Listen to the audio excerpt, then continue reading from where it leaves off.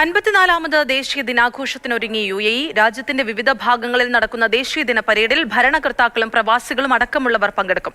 Dubai നഗരത്തിൽ മാത്രം 20 ഇടങ്ങളിലാണ് വർണ്ണാഭമായ ആഘോഷങ്ങളും വെടിക്കെട്ടും ഒരുക്കിയിരിക്കുന്നത്. ദേശസ്നേഹവും ആത്മാഭിമാനവും ആകാശത്തോളം ഉയർന്നു നിൽക്കുന്ന ആഘോഷമാണ് നാടെങ്ങും. ലോകത്തിലെ ഉയരമേറിയ കെട്ടിടമായ ബുർജ് ഖലീഫ മുതൽ മരുഭൂമിയും കടൽ തീരവും വരെ പരന്നുകിടക്കുന്ന ആഘോഷം. കെട്ടിടങ്ങളെല്ലാം ദേശീയ പതാകയും വൈദ്യുതി വിളക്കുകളും കൊണ്ട് നിറഞ്ഞു. ഭരണകർത്താക്കൾ മുതൽ പ്രവാസികൾ വരെ അണിനിരക്കുന്നതാകും വിവിധ ഇടങ്ങളിലെ ദേശീയ ദിന പരേഡ്. ദുബായ് സിറ്റി ബാക്കിലെ ഈദ് അൽ ഇത്തിഹാദ് പരേഡിൽ ദുബായ് പോലീസും വിദ്യാർത്ഥികളും അണിനിരന്നു.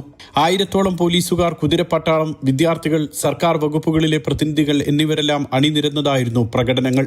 ബുർജ് ഖലീഫയും ഗ്ലോബൽ വില്ലേജും ബ്ലൂ വാട്ടേഴ്സും അടക്കം 20ഓളം ഇടങ്ങളിൽ ദേശസ്നേഹം നിറഞ്ഞു നിൽക്കുന്ന സാംസ്കാരിക പരിപാടികളും വെടിക്കെട്ടും ആരംഭിച്ചു. Al Seef, Hatta, Festival City, JBR, Dubai Marina എന്നിവിടങ്ങളിലെല്ലാം ആഘോഷങ്ങളുണ്ട്. ഈ പ്രദേശങ്ങളിലേക്കൊക്കെയുള്ള പ്രവേശനം സൗജന്യമാണ്.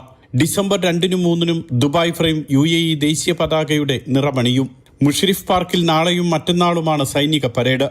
നാളെ രാത്രി 9 മണിക്ക് സൂഖ് അൽ സീഫിൽ വെടിക്കെട്ടുമുണ്ട്. ബുർജ് ഖലീഫയിലും നാളെ പ്രത്യേക വെടിക്കെട്ടുണ്ടാകും.